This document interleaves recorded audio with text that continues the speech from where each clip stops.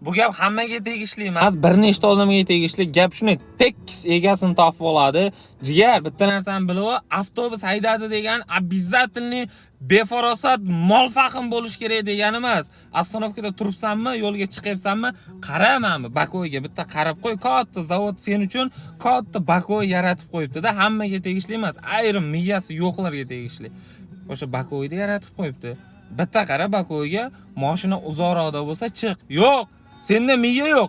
2 metr nariyoqdagi mashinaning oldiga shunday chiqasan, mashina to'xtalmay qoladi-da, kelib uradi orqangdan, gayi keladi, gayiga nima deysan? Men pоворot yoqib chiqdim.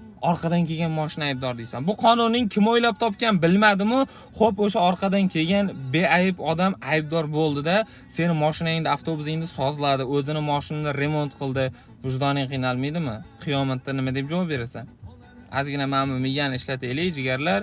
Musulmonmisan deganda alhamdulillah deyishni eplaymiz xolos. Boshqa narsada hammasida bir-birimizni aldaymiz, kisovrlik qilamiz, bir-birimizni sotamiz, ishlatib pulini bermaymiz.